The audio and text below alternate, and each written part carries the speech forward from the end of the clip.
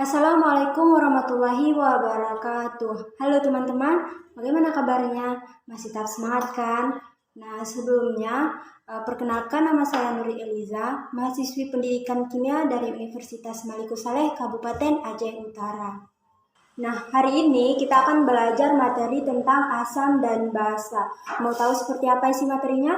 Makanya jangan kemana-mana, simak terus video ini sampai habis ya.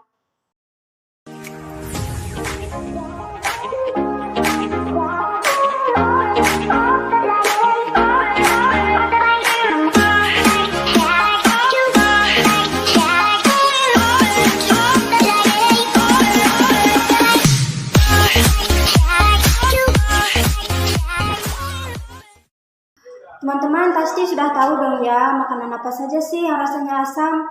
Ya, bisa jeruk biasa atau jeruk lemon. Bisa juga sayur-sayuran, misalnya seperti sayuran tomat atau cuka. Rasanya asam juga. Dan bahkan ada loh buah yang namanya buah asam, udah pasti rasanya asam. Tapi ada juga loh bukan makanan, tapi rasanya asam, yaitu adalah air aki. Tapi jangan coba-coba mencicipi ya, bahaya. Lemon atau jeruk itu bisa terasa masam karena lemon mengandung senyawa asam. Nah, senyawa asam mengandung ion H+, dan karena adanya ion H+ inilah yang membuat lemon rasanya masam. Sebagian besar buah-buahan mengandung asam organik lemah seperti asam sitrat pada jeruk, asam malat pada apel, dan asam tartrat pada buah anggur. Nah, selain itu ada pula asam askorbat yang dikenal sebagai vitamin C, yang banyak terdapat dalam buah yang berasam asam seperti buah lemon, buah jeruk, dan lain-lain. Nah, buah yang mengandung asam dan vitamin C ini memiliki banyak manfaat loh. Misalnya, seperti mengonsumsi buah-buahan yang mengandung asam dapat meningkatkan daya tahan tubuh. Kemudian, untuk ibu hamil, buah-buahan yang mengandung asam baik dalam membantu penyerapan zat besi dan membantu pembentukan hemoglobin. Nah, suatu produk yang bersifat asam memiliki ciri-ciri sebagai berikut. Yang pertama itu sudah pasti rasanya asam. Kemudian yang kedua bersifat korosif, artinya dapat merusak. Salah satunya jika terkena logam, maka logam tersebut akan mudah sekali berkarat. Nah, kemudian ciri yang berikutnya adalah asam dapat menghantarkan arus listrik. Dan jika terurai dalam air, asam dapat mengandung ion hidrogen yang dilambangkan dengan H+, dan memiliki derajat keasaman atau pH kurang dari 7. Contoh zat yang bersifat asam antara lain asam asetat pada cuka, asam klorida pada asam lambung, asam benzoat pada pengawet makanan, asam sitrat pada jeruk, asam askorbat pada tomat, dan asam sulfat pada aki. Selain itu, teman-teman pernah nggak sih pada saat kalian mandi dan lagi sabunan, kalian keciprat air sabun ke mulut? Apa rasanya? Pasti pahit kan?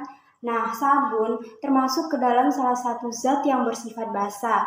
Senyawa basa yang mengandung ion OH- dan adanya ion OH- inilah yang menyebabkan sabun rasanya pahit.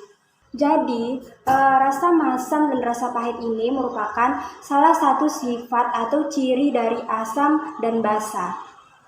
Adapun ciri-ciri basa antara lain, yang pertama yaitu rasanya sudah pasti pahit. Kemudian yang kedua, di tangan terasa licin. Berikutnya sama seperti asam, basa pun dapat menghantarkan arus listrik. Berikutnya, jika terurai dalam air, basa dapat melepaskan ion hidroksida atau yang dilambangkan dengan OH-, dan derajat keasamannya atau pH-nya lebih dari 7. Contoh dalam kehidupan sehari-hari yang mengandung basa antara lain bahan pembersih misalnya seperti sabun, deterjen, pasta gigi, deodoran, sampo, kemudian terdapat juga pada antiseptik dan obat mah. Untuk mengetahui zat yang bersifat asam atau basa, ada caranya nih, yaitu dengan bantuan kertas lakmus atau bisa juga disebut dengan pH meter.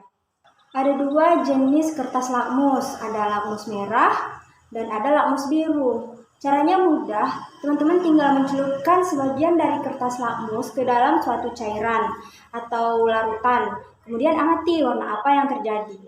Kalau warna akhirnya menjadi merah, berarti larutan atau zat tersebut bersifat asam.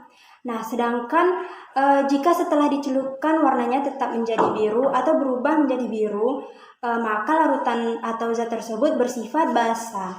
Selain ada sifat asam dan juga basa, ada nih satu lagi sifat pencampuran antara asam dan juga basa yang biasa disebut dengan netral. Sifat netral bisa juga disebut dengan garam. Kenapa disebut dengan garam? Karena salah satu contohnya adalah garam dapur yang secara kimia dinamakan dengan natrium klorida. Nah, untuk membuat garam dapur ada nih reaksi kimianya, yaitu antara asam ditambah dengan basa akan menghasilkan garam dan juga air. Nah, untuk sifat garam atau netral memiliki pH sama dengan 7. Dan jika kita uji dengan kertas lakmus, maka kertas lakmus tersebut tidak akan berubah warna. Artinya, lakmus merah akan tetap berwarna merah dan kertas lakmus biru akan tetap berwarna biru. Nah, teman-teman sudah paham kan dengan konsep asam dan basa? Nah, mudah-mudahan video ini bermanfaat dan jangan lupa tetap semangat. Oke, sampai di sini dulu video pembelajaran kali ini. Sampai ketemu di video-video pembelajaran berikutnya. Terima kasih sudah menyaksikan video ini. Assalamualaikum warahmatullahi wabarakatuh.